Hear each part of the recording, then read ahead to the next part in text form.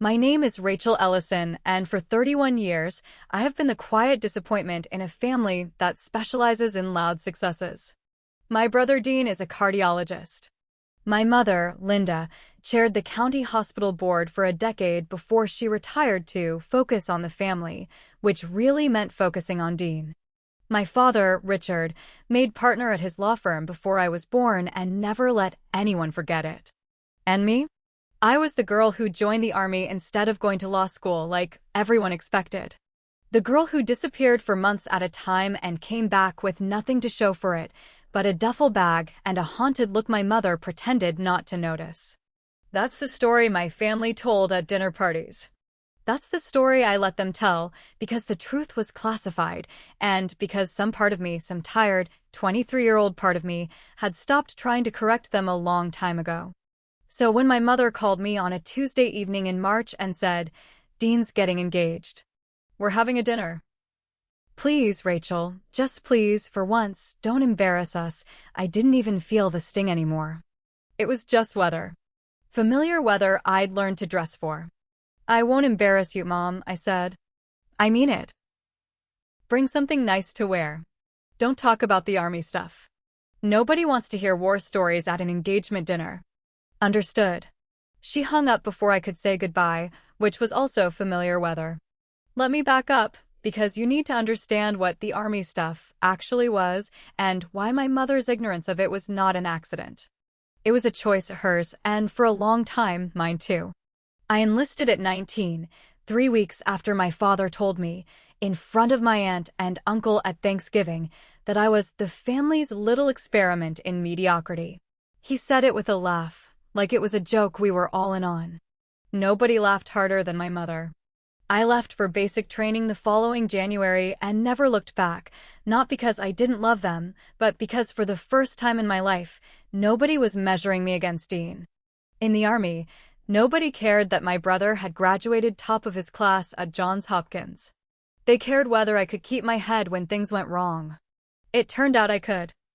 It turned out I was good at exactly the kind of thing my family had spent 2 decades telling me I wasn't built for. I won't walk you through every deployment. Some of it I still can't talk about, and some of it I choose not to, because words flatten things that shouldn't be flattened. What matters for this story is this. By the time I was 28, I was a captain. By 30, a major, commanding a logistics and intelligence unit that coordinated with half a dozen allied forces across 2 theaters. I had a Bronze Star with a V device for valor, which I never told anyone about, sitting in a drawer in my apartment next to my grandmother's rosary and a photograph of 6 people who didn't all come home.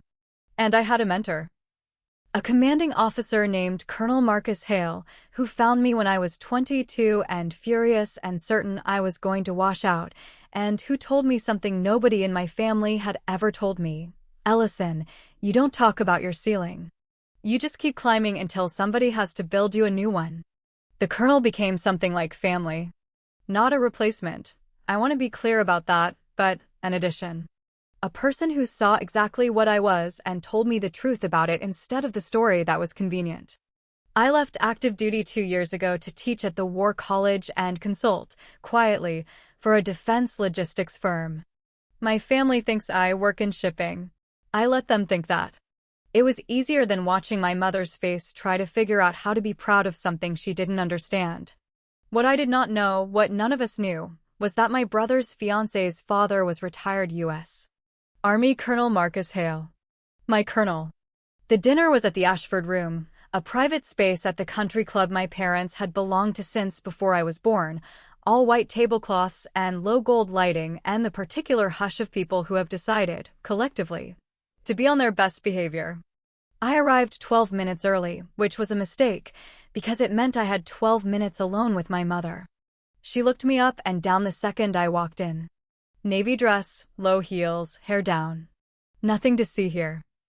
"You look fine," she said, which from her was practically a standing ovation.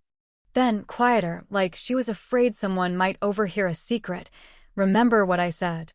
Dean's future in-laws are very accomplished.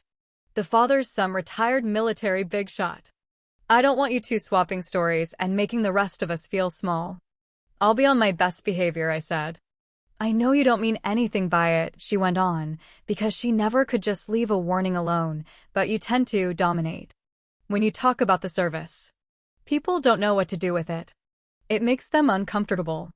I want you to sit with that sentence for a second, the way I had to sit with it in a hallway outside a country club dining room. My mother was telling me that surviving things had made me difficult to be around. That the parts of me forged under fire were, in her eyes, a social liability to be managed like a stain on the tablecloth. Got it, Mom, I said. I'll keep it small. She patted my arm like I'd passed a test and swept past me into the room to go glow at her son. I stood in that hallway a moment longer than I needed to, breathing the way the Colonel had taught me to breathe before I walked into rooms that mattered. In for counts. Hold for counts. Out for counts. Then I followed her in. The room was already filling. Dean stood near the window in a charcoal suit, laughing too loud at something, the way he did when he was nervous and trying not to show it. My father was working the room like it was a deposition, shaking hands, asking men about their golf handicaps. And in the center of it all was Emily, Dean's fiancée, 29, warm-eyed, a pediatric nurse who I'd met exactly twice and liked both times, mostly because she seemed entirely unbothered by my family's particular gravity. Rachel, she said, catching sight of me, and hugged me before I could brace for it. I'm so glad you came. I really wanted you here. Wouldn't miss it, I said, and meant it, which surprised me. My dad's around here somewhere, she said, scanning the room. He's going to love you. He was career military too, 30 years, if you can believe it. Total legend. Obviously, I'm biased. He's been dying to meet Dean's family. Something in my chest went very still and very alert, the way it used to right before a briefing that was about to go sideways. Career military. 30 years. It's a big army. I told myself that. It's a big army, and there are a lot of colonels, and coincidences like this don't actually happen outside of movies. Then a voice behind me, a voice I would know if I heard it through a wall, underwater, in a burning building, said, Ellison. As I live and breathe. I turned around, and there he was. Colonel Marcus Hale. 61 years old, silver-haired, standing in a dinner jacket instead of a uniform for maybe the third time I'd ever seen him.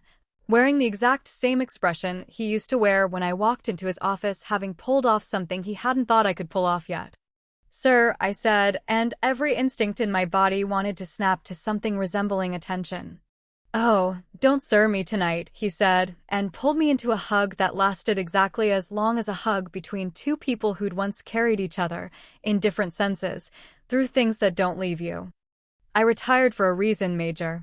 Emily's face did something wonderful and confused. Wait. You two know each other. Know each other, the Colonel repeated, laughing, is one way to put it. He held me back at arm's length and looked at me the way he used to look at me after an after-action report, assessing, warm, unmistakably proud. Emily, sweetheart, this woman ran logistics and intelligence coordination for my task force for the better part of 4 years.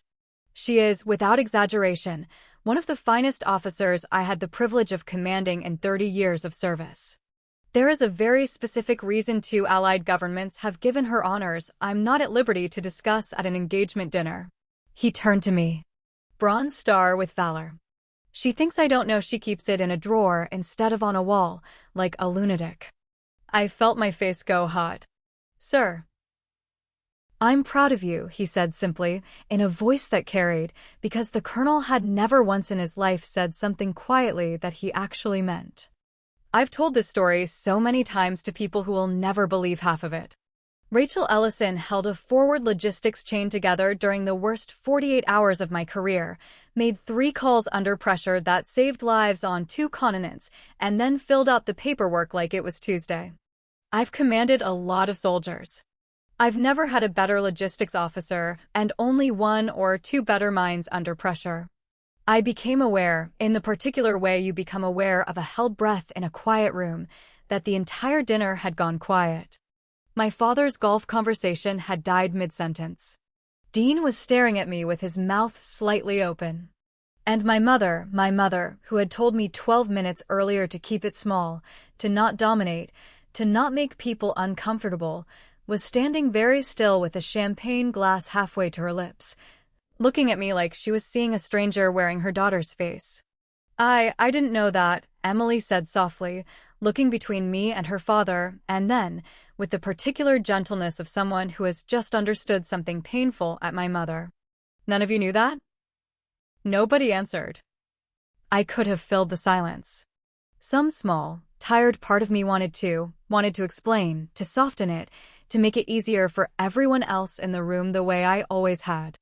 But the Colonel's hand was still on my shoulder, steady, and I found I didn't have to say anything at all. She works in shipping, my mother said finally, faintly, like she was reading it off a card that no longer made sense. The Colonel's eyebrows went up. Logistics, he said, in a tone that was somehow both correcting her and being extraordinarily polite about it. I suppose that's technically not wrong. It's just a bit like calling a surgeon someone who works with knives.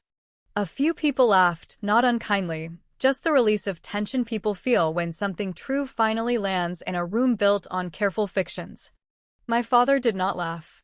He was looking at me with an expression I had genuinely never seen on him before, something between confusion and the dawning, uncomfortable arithmetic of realizing he'd been wrong about something for a very long time and in front of witnesses.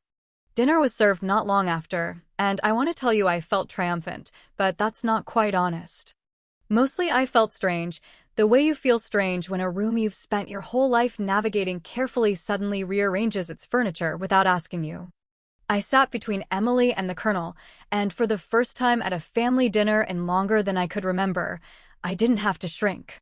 The Colonel, being the Colonel, was not finished. Somewhere between the salad course and the entree, my father, recovering his footing the way lawyers do, by asking questions like he was building a case, leaned across the table and said, "So, Marcus, what exactly did Rachel do out there? She's never really talked about it." "No," the Colonel said, cutting into his steak with the calm precision of a man who has faced down far more intimidating dinner tables than this one. "I imagine she hasn't. That's rather the point of people like her, Richard. The good ones don't talk about it. They let people like you assume they're in shipping for a decade, because it's easier than fighting for the truth to be believed." He said it lightly, almost kindly, which somehow made it land harder than if he'd been sharp. I've spent 30 years around people who talk about their accomplishments and people who simply have them. I'll let you guess which category your daughter falls into. My mother set her fork down. "We had no idea," she said, and her voice had lost its dinner party polish. Rachel never told us any of this."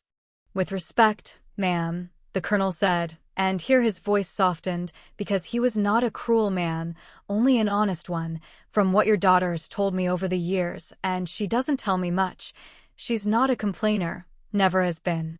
I don't know that she was ever given much reason to think you'd want to hear it." The table went quiet again. Dean was looking down at his plate. Emily reached over and squeezed my hand under the table, once, gently, and I understood it as the kindest thing anyone at that table had done for me in years. I could have let the moment sit there and do its damage on its own. Some family revenge stories end exactly there, with the villain humbled and the room in silent reckoning. But that's not quite who I am, and it's not quite what the Colonel taught me either. He taught me that the point of strength isn't to win the room. It's to be steady enough that you don't need to. So I spoke, finally, for the first time since I'd walked in. "Mom," I said, "you told me tonight not to embarrass you. I want you to know I never once, in 31 years, tried to embarrass this family. I joined the army because I needed somewhere that would tell me the truth about what I was capable of, because nobody here ever did. I kept it quiet because every time I tried to bring any of it home, I watched your face do the math on whether it fit the story you'd already decided to tell about me. It was never about protecting you from embarrassment. It was about protecting myself from watching you not care." My mother's eyes were bright, and for once, she didn't have a correction ready. "I'm not telling you this to punish you," I went on, more quietly. "I'm telling you because Dean's getting married, and Emily's about to become part of this family, and I don't want her daughter, if she ever has one, growing up thinking she has to disappear to be believed in." I'd like that to stop with me. Nobody said anything for a long moment. Then Emily, bless her, lifted her glass a little unsteadily and said to Rachel, who I am extremely glad is going to be my sister-in-law, and who I plan on hearing every single classified adjacent story from, eventually, whether the army likes it or not. The colonel laughed, a real laugh, warm and booming, the kind that used to mean a mission had gone right, and lifted his glass too. To Major Ellison, he said. The finest officer. I never got enough credit for training, because she never let me take any. Slowly, awkwardly, the rest of the table raised their glasses. My father last of all, and when he did, he looked at me, really looked, the way you look at someone you're seeing clearly for the first time, and said, quiet enough that only I could hear it, I owe you an apology I don't think I know how to give yet. You can start, I said, by asking me a question sometime. Any question. I'll answer it. The rest of the dinner was, by the standards of my family, almost unbearably normal. People asked me things. I answered some of them. My mother didn't say another word about embarrassment for the rest of the night, and at one point, watching Emily and Dean laugh together over dessert, I caught her looking at me with an expression I didn't have a name for yet, something between grief and the beginning of respect. I don't know if my family will change. Old patterns have deep roots, and one dinner, however dramatic, doesn't dig them all up. But something shifted that night, and I don't think it shifted because of anything I said. It shifted because, for the first time, someone my family already respected held up a mirror they couldn't argue with. I think about what my mother said to me in that hallway sometimes. Don't embarrass us. I understand now that she wasn't really afraid of me embarrassing the family. She was afraid of what it would mean about her, about the years she'd spent not asking, not noticing, not wanting to know if the truth about who I was ever came out in a room full of people she needed to impress. The colonel already knew who I was. He'd known for years. He just happened to be the one person in that room with nothing to lose by saying it out loud. Sometimes that's all it takes. Not revenge, exactly. Just the truth, spoken plainly, by someone who was never afraid of it in the first place. Asterisk, if this story meant something to you, you're not alone. A lot of us grew up being underestimated by the people who were supposed to know us best. Sometimes the only thing that changes is who's finally in the room to say the truth out loud. Thanks for reading, Asterisk.